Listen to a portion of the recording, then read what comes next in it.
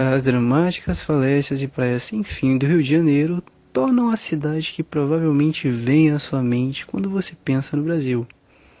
A maior metrópole do Hemisfério Sul, é o verdadeiro motor econômico do sexto país mais populoso do mundo. Em 1554, missionários católicos, com a ajuda de trabalhadores indígenas, construíram uma pequena vila, 750 metros acima do nível do mar e 70 quilômetros da costa do Atlântico. Esse era o único acampamento no interior do país, um ponto para 4 expedições de conquistadores, traficantes de escravos e caçadores de ouro. Em 1800, o Brasil se tornou o maior produtor de café do mundo, mas os agricultores do Rio supercultivaram seu solo, dando a São Paulo uma abertura para se tornar o centro agrícola do país. Como uma das poucas cidades do interior, era mais perto do que o rio das plantações espalhadas pela região, e era ligada diretamente por trem até o Porto de Santos, tornando isso uma ideal junção para as remessas de mercadorias a caminho da costa para exportação.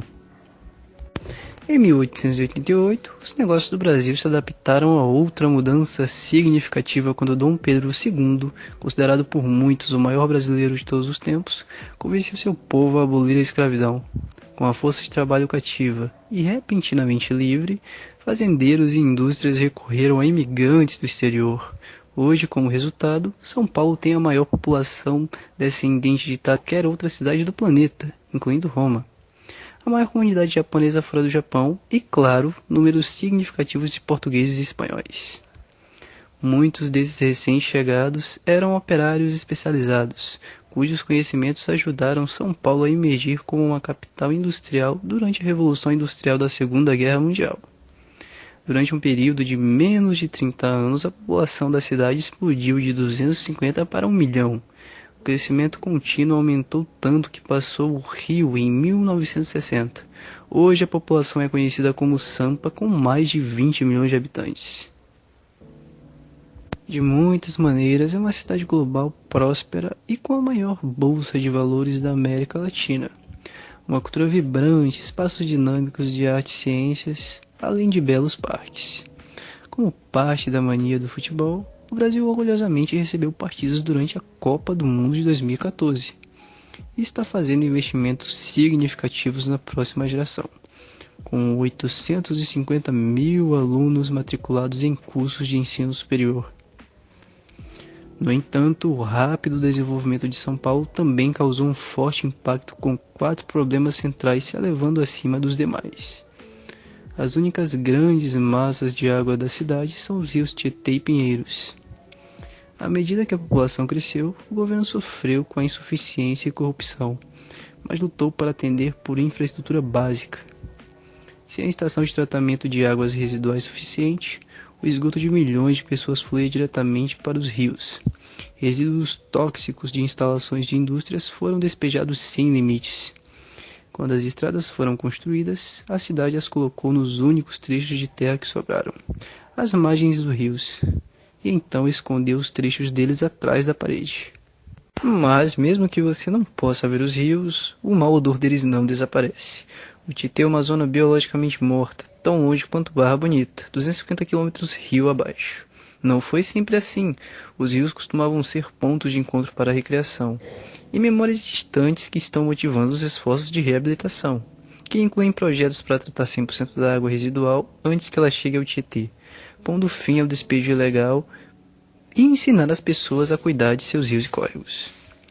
O segundo grande desafio é que 10% dos paulistanos vivem em bairros de alta densidade, conhecidos como favela, enquanto os edifícios são tipicamente de baixa qualidade.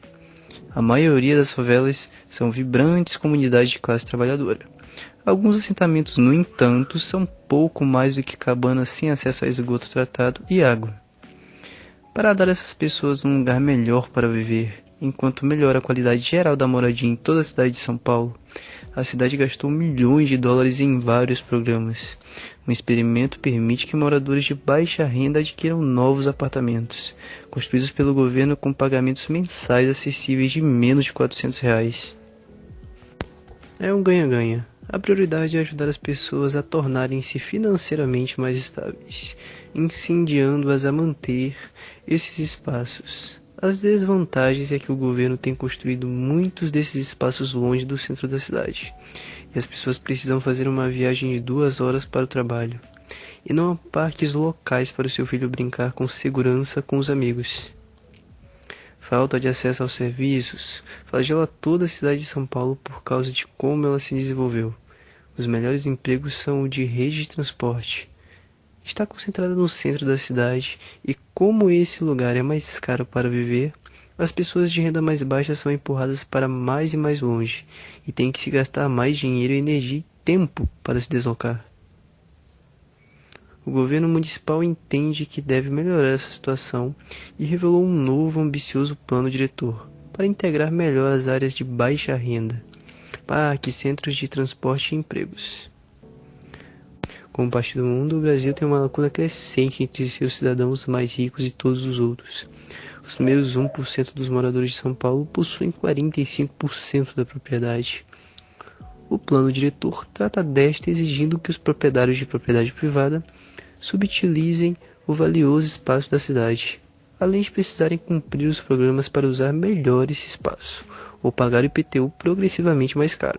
Mas o desafio real será superar os engarrafamentos em toda a cidade que roubam dezenas de milhões de minutos produtivos todos os dias. Na última década, a população aumentou 11%, mas o número de carros cresceu 113%, 10 vezes mais rápido. O congestionamento é tão ruim que os ricos estão migrando para o ar, e a cidade tem agora a maior frota de helicópteros do mundo. A capacidade dos ricos e poderosos para evitar problemas da cidade, literalmente sobrevoando-os, contribuiu para uma sensação de competência entre os líderes da sociedade brasileira. Como muitas outras nações, agora é considerado um dano causado por políticos que colocam a ganância pessoal sobre os melhores interesses do povo.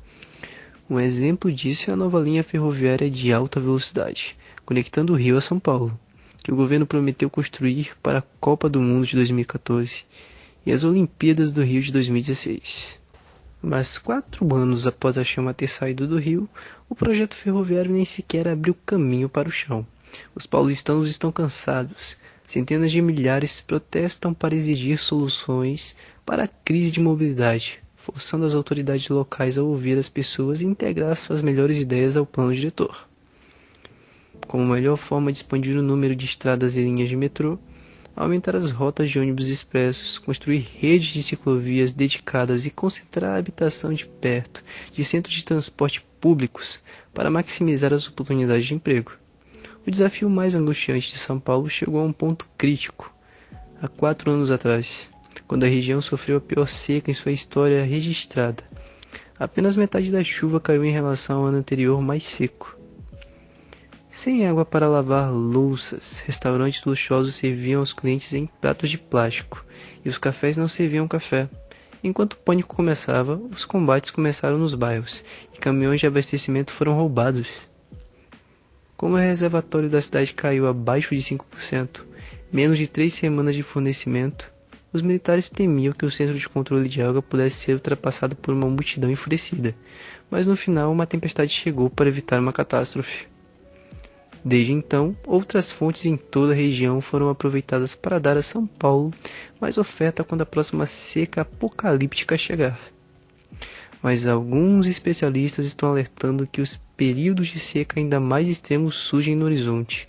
A vasta selva sul-americana tem tradicionalmente servido como uma bomba antibiótica, circulando a água dos trópicos através dos rios no céu, que convergem sobre o sudeste do Brasil, fornecendo chuvas confiáveis ano após ano. Mas décadas de extração de madeira e agricultura destruíram centenas de milhares de áreas de árvores maduras e densas, e a cada segundo outros 2 acres desaparecem, com menos plantas e o solo captando e absorvendo a chuva. Há menos umidade evaporando, com menos nuvens no fluxo de ar, significa menos chuva caindo em São Paulo. A força vital desta megalópole tem sido as 3 ou 4 chuvas de convergência que chegaram como um relógio todos os anos, para preencher os reservatórios da região. Mas à medida que chovem, também aumentam as perspectivas futuras de toda a cidade. O fato é que 20% da água do mundo está no Brasil, mas a grande maioria cai no norte, com seus rios muito poluídos para beber e o desenvolvimento contínuo a se espalhar para o interior. Existem opções limitadas para reforçar o seu abastecimento de água através de construções de barragens caras ou aquisições de novas fontes através de grandes canais. No final, o povo de São Paulo, assim como o restante de nós, está aprendendo a lição fundamental do século XXI. Para sobreviver e prosperar, nossas cidades devem adotar métodos mais sustentáveis no desenvolvimento. A boa notícia é que, com um plano mais inteligente e cidadãos dedicados a tomar uma medida, São Paulo trabalha nas soluções de longo prazo para proporcionar uma vida melhor às milhões de pessoas. Olá novamente, ouvinte. Chegamos ao fim do vídeo. Obrigado pela sua atenção. Curta se gostou desse novo modelo, comente o que achou e compartilhe para dar um apoio ao nosso canal. Obrigado e até a próxima!